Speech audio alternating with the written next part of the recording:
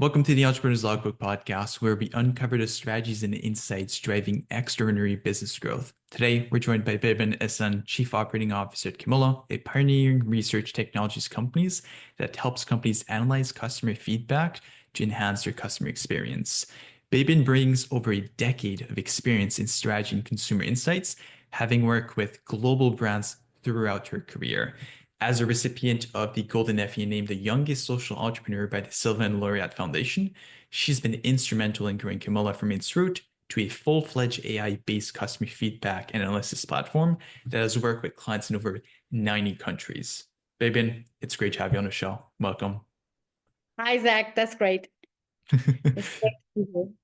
Well, I really appreciate you coming on. Obviously, we were chatting like back and forth on like LinkedIn here, and I think probably the best way to like actually kick things off would be just hear like a bit of like your background. I obviously have a bit of idea of like what you've done, where you came from, but for other people that might not be as familiar here. Sure. So I'm actually coming from a research background. I started doing face-to-face surveys on the street with people when I was 19 years old during college. So I always say things like the best way to learn a job is actually doing it in the kitchen, you know. Yeah. So I was in the kitchen, and after graduation, I graduated from marketing and advertising. I Mhm. worked at multiple advertising agencies, both traditional and digital, for years, for over 7 years. Then I met Kimola in 2017, and now I'm at Kimola as a CEO. Right now, I'm handling clients, our communication and branding strategies, product marketing, sales, and growth. You're managing everything basically. And like I understand, like as you mentioned, you joined in like 2017. Like Kimola was already a startup. They had customers, like they already had some sort of like growth. Like what somewhat happened like afterwards, like when you joined to like grow the company? Because I understand like you guys were able to like reach out to like more than like 1,000 like small, medium-sized businesses in like 2 years. Like what did I guess like the growth strategy look like from that side of things? So we got invested by 500 startups, which is a global tech investor in the Mhm. US. And in 2019, we wanted to be close to them, so we moved to San Francisco. Mm. And when you are when you're out from an accelerator program as a startup, even though if you have clients, they always want you to follow enterprises and sell to them.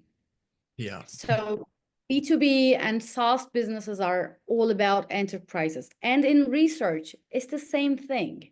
Hmm. Research is going for enterprises because it's stable, right? Yeah. But then everyone is also talking about the product market fit for SaaS founders, for SaaS companies. Yeah. And what we saw here, it was actually our founder. He saw that SMBs actually need analysis. They need data and they don't have the tools, they don't have the know-how, and they don't Mhm. know what to do with the data. So if I sum up, what we did was to understand their needs. They need to scrape the data from various channels, and then they Yeah. need to analyze it perfectly. And then someone needs to tell them what to do with the data. So this is what actually we do with Yeah. AI, not us.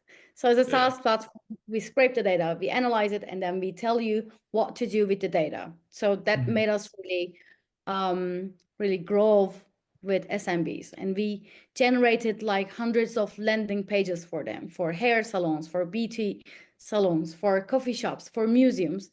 And we have like a couple of museums already that are using Kimola. That's interesting. Like a museum, that's like probably one of like the last business type of companies or like organization I would be thinking would use Yeah. like a platform. And I guess like one of the things you mentioned, obviously, like those small, medium-sized businesses, like a lot of people, they have like all this data, they might track it. Like I know that's even something we struggle with sometimes where we're gonna track all the data, we're gonna try to make the best educated assumption, business decision based on the data. But there's a lot of organization that have all this data but they have no idea how to use it. And Yeah. in this like age, like data is really crucial. Like you're able to make smarter business decision. You can grow faster by using like the correct data. And when you like guys like work with these types of like businesses, is there any specific of type of like data that they analyze like often that really serves them for like growth purposes or? So basically, Kimola can analyze any textual data. Hmm. This could be surveys. This could be your social media conversations, the mentions that are coming from Twitter or Instagram. It could also be chatbot agent conversations from your website. And it could also be your TripAdvisor reviews, your Trustpilot reviews, your Amazon reviews of your products, Hmm. or any channel that is relevant to you. So that's what's being analyzed on the online world. Okay. So it's not limited to just like one thing. Like you guys can literally like analyze like everything. And even like social media, because I think that's probably one of like the most important component. Like I remember we worked with a client like a while back where they would analyze like social media data points to be able to like predict, I wouldn't say predict, but look at like financial markets and stuff like that. And you guys somewhat take like a similar approach where you can analyze like those social media comments, points, and you can gather like feedback that way. And then from there, like once you when you look at more like the action-based side of things, because you mentioned you guys analyze the data, you guys give like somewhat feedback, advice, like what does that typically look like? So I think basically brands need to know some answers of some questions. The first one is how people feel about my brand and my competitor brand. Hmm. What is their buying motivation, right? Because they're buying it for something and they're actually saying it. Who they Yeah. are based on personas, like is this person a parent? Is this person someone who is trying to catch some discounts? And the last thing is how can I win them? So what is the approach? So Hmm. to do that, basically, you need to first have a holistic view of customer reviews. Yeah. The problem here is these companies have many vendors, right? They have social media monitoring companies who collect the data, who analyze the data. They have call centers who collect the data, who speak with the customers and analyze the data and give a report. And Hmm. then you also have like chatbots, you have Zendesk, Intercom, right? You have many channels. The Yeah. problem here is all of the data should be analyzed from one research perspective to Hmm. understand them holistically. Otherwise, you're just analyzing your social media conversations, you're analyzing your surveys and just looking at that data. But to, Hmm. actually win these people, you need to look at the data as in a holistic way. Yeah. And then you also need to check the competitor data. So Mm. that's again all the reviews. So Yeah. one of our clients, um, he's actually selling ceramics on Amazon. It's his side job. It's Okay. not his day job. And he's actually analyzing Amazon reviews of other ceramic companies. And he discovered that there's a tone of blue that is really trending. And then he started manufacturing and producing it. That's And then he smart. started selling it on Amazon. So that's what I'm talking about. It's not just your data and the Yeah. competitor data that you can find. So I think Yeah. like if you do that, there is growth everywhere. Yeah, because like when I was looking at this, I didn't even think about the side of things where you could do competitor analysis and like market research and stuff like that. But you're able to look at other competitors, people, see what people are saying about them, and you can find these points that they personally might be lacking in, and then you can improve that to make sure your product fits exactly that. And you can discover like growth opportunities, exactly as your client you mentioned, like those ceramic where a lot of people couldn't find them. He just started manufacturing them, and he somewhat like created that like supply. Like there was a demand for it, but no one was actually providing it. So he Yeah. unlocked a growth opportunity just by analyzing other people.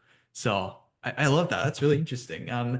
If we look more at, I guess, like consumer behavior, I'm really curious about like the intersection of like linguistic and customer behavior and like your work. How do you feel, I guess, like understanding these like language pattern like help these brand like make like better decisions? So I think it's not about analyzing the language, but it's Mm, actually analyzing what people are saying. If we're okay. looking at, linguistics, it's an approach from academics. Hmm. But if we look at people and listen them, Yeah. then we could actually understand, and then we would actually know what to do. So basically, I think the people who knows the best about their customers are the people who are working at the call center, and Mm, people who are mentioning, who are replying their social media mentions, yeah. because they actually face with the customer. So it's not just the linguistics and customer behavior, but it's just like if you listen to them, you would actually know what to do. So I think that's the intersection. Yeah. So just being aware of like what your customers are telling you, taking the feedback at hand to actually make like improvements. Because oftentimes, like your clients and customers are telling you exactly what they want. Like you just have Yeah. to listen. A lot of people are gonna think, okay, like I have to come up with this new like feature. People are gonna absolutely love it. And then when you look at feedback, no one asked for that in the first place, but they've been waiting for this feature for the past 2 years, and you still haven't launched that. So it's somewhat about being able to like see the priorities, what you should be focusing on, what your customers actually want, and by actually listening to what they want, by looking at the data, those call centers, for example, and then you have all those social media comments and taking that holistic perspective, it's like much more easier to see exactly what they want and make growth-based decisions, essentially, if I got that correctly. Yes, that's true. Okay. And is there like any other like type of like strategies or like ways that your customers use these insights for growth? I know we obviously mentioned potentially like improving like a product, a service, launching a new product, obviously when there's like a market need. But I'm not sure if you've seen like other like aspects of them using these insights for growth, improving just could be employee retention, literally like anything, to be honest. So basically, we are a SaaS platform. So companies like PNG Singapore or Pizza Hut Spain, Michelin Brazil, they're Mhm. actually running their own reports, so we don't actually access them if we Okay. don't talk, right? But from the ones that we have talked, we have this great client. It's actually the official mint place of West Australia. So it's the Australia government. Hmm. They are producing the money of Australia. Hmm. And they're also a museum. It's called Perth Mint. And Okay. I know that they have enhanced their experience in the museum. Mm. We had also a conversation with Pizza Hut's agency in Spain, and they were analyzing TripAdvisor reviews um, in Spain of all of the Pizza Hut restaurants. So I know that they did some enhancements in the restaurants too. Yeah. And that's like interesting because like the way I was thinking about it was more like when you look at these small, medium-sized businesses, improve a product, improve a service, but there's also like the experience that you have, like having like a museum, for example, which is like the last thing I would think of as far as the type of people you guys can help with. But you can help with somewhat the experience that these people go through when they actually go to the museum by perhaps like you could look at like Google reviews of like people, the experience that they've had going to that place. And like they didn't like the aquarium or something like that. And then based on that, you can make adjustments. So I think it's really interesting that when you analyze like data, feedback, reviews, it's not just about like these small, medium-sized businesses, but it expands like so much more that you can enhance, improve all these little things in like a various aspect. It doesn't have to be B2B focused, it can be B2C focused as well. And there's like a lot of those components. One thing I guess I'd be curious is when you look at like insights and like analytics data, is there anything that like frustrates you like a lot, like when you look at like data? Because I know some people like myself, like I'll look at data, I'm like, okay, well, why are we collecting this data in the first place? Like, what is this actually helping us to do? Yeah, so I think it's not the data, but Hmm. what frustrates me is the people who are coming to us and getting a demo and saying that they're actually doing it manually, like analyzing all of the Yeah. data in Excel file manually. It's really strange because so one of our close friends, he's working in an agency and he was talking to us and he mentioned something like, oh, by the way, we are analyzing 100,000 mentions on a monthly basis Hmm. that is coming from Twitter. Yeah. 100K. That means you would need like 10 people in your team, and they should be all doing this and nothing at all. And I mean, so we're talking Yeah. about the era of AI, and then there's this team doing the work manually, but because they couldn't find a way to do it, Hmm. that really frustrates me. Yeah, and I mean that's not cost efficient like anyway. Having 10 people scroll through social media, like you can definitely automate this with AI, use like a platform like yourself. So that's interesting that they even do that. And I know we somewhat spoke onto like the example, like the museum, for example, which I thought was like pretty weird. But is there any other like weird like scenarios, like use case that you've seen like Kimola like being used for or? Yeah, so there is this one person who signed up and he's working at a really big research company Okay. in UK. So we emailed him saying, would you like to have a product tour? We would love to show you around our talents. And he said, hi guys, please don't be excited because I'm going to use it for my side job, not for the enterprise part. Great. So we would still love to meet with a person who would actually love to use Kimola. So Hmm. I asked about his use case, and so he has this four people who are copywriters, freelance copywriters, Hmm. and they are writing ebooks to be Okay. sold on Amazon in a very strange genre called women erotic. Okay. So what they're doing is they're analyzing these erotic ebooks reviews on Amazon, Yeah. and then they are generating new book ideas on our Oh, platform because we have this prompt saying yeah. that generate new ideas based on customer reviews. They're generating these new reviews, they're generating new ideas, and then they're just editing the idea and then publishing it on Amazon. That's interesting. Wow, because you get to hear directly again from like the customers what they want, and you're able to like Live. find like these Yeah. ideas and what they like. Yeah, that is definitely probably one of the weirdest way I've seen a data analytics Yeah, or and platform. he said something like, I was out of ideas, so this is really great. Yeah, I can probably imagine there's probably a lot of like weird use cases that you guys have seen, and you're probably gonna see even more like these like weird use cases on. I guess if we go back to like the data, like collecting like these insights, like what would you say should be like the vision for like these companies? Like what should their like approach look like as far as like gathering data? There's obviously the manual approach that we've mentioned that doesn't really make much sense anymore considering with AI, but I'm not sure if you have any like pointers for any people on that side of things. So what I think is different vendors for collecting data is great, Hmm. but the analysis approach should be the same for each data, for every data.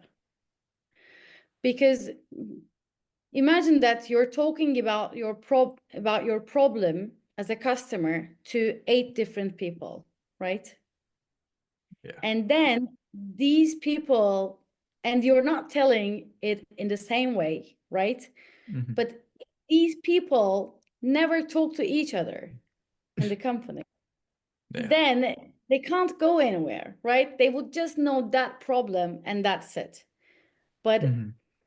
if you collect all the data and just unify it and have this holistic approach, then I mean, it shouldn't be like doing this on a monthly basis, maybe, Hmm. right?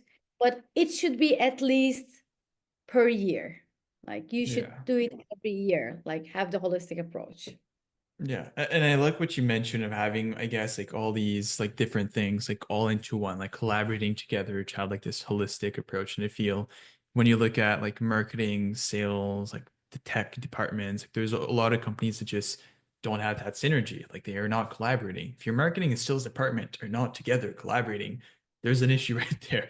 Like you should be on the same page. And I feel that still applies to like your data, that you might be hearing something specific from like reviews on a certain platform, and then you might be getting something completely different on like social media. You might be just like different demographic, you're getting different like feedback from. So by taking it like all into a like holistic approach, you're able to not have like any bias around like something that you've heard here, while there's something completely different here, and then you can somewhat get a better understanding at least of like what you're looking at here. So Exactly. Exactly. and like when you look at like these like early like stage like SaaS founders, because obviously you're the CEO of at Kimola here, you've obviously helped the business grow like pretty heavily. Obviously, you guys are in like 90 countries at the moment, if I'm not like totally mistaken. Probably more even soon. If for like most founders, like if they're looking to like scale like globally, get in like more country, expand like their market share, is there any like advice that you would have for like these like early stage like SaaS founders? Yeah. So I think the first thing to figure out is how to sell and who to sell, right? Mhm. So they always say things like you should talk to your first customers and understand their journey. But I know that the world is dying for enterprises. And if you're just getting out of especially from an accelerator, or if you have mentors, they would try Mhm. to, put you in a network with the people they know, the enterprises they know. But maybe there is a gap that you can fit in and grow, right? Mhm. In accelerators, they would never mention SEO and how important it is. But the thing here that made Kimola grow was all about being found on Google.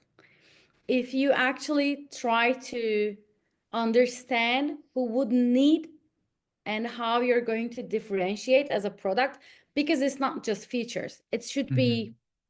it should be your brand positioning, right? Yeah. This is what helps you to sell and find the gaps and understand who to sell. You need to find that gap. The Mhm. features, they're great, but I don't think that um, they are the first thing that makes people buy. I think it's the connection and what you're telling to people, what you're telling to sell to people. Yeah. It's like the problem you're solving. Like I know like a lot of SaaS founders, you're gonna I think there's like this common thing in the community around like launching like dark mode on their platform, and they're saying like every What is user the is gonna have to do problem? it. But like Please why are you tell me launching? the problem. You're not even solving the problem. You're just making the aesthetic look better. And I feel like oftentimes you have to like prioritize and figure out what you should be doing in the first place versus what you think. And again, that goes back to like the entire concept of this conversation, analyzing data so you know actually what you should be doing, making the right business decisions here. So yeah, no, I appreciate that. But yeah, perfect. I really appreciate you coming on, Beybin. If there's like anyone that wants to get in touch with you, they want to reach out, they want to be able to like analyze like all their data and just grow to like the moon. Is there like any like social platforms? Is there like a best way for people to get in touch with you? So LinkedIn is great to get in touch with me. I'm always available for discussions. And they can also reach out from kimola.com from our book a demo pages. Perfect. We're gonna put those links in the description. Thank you so much for coming on, Beybin. Thank you, Zach. It was a great conversation.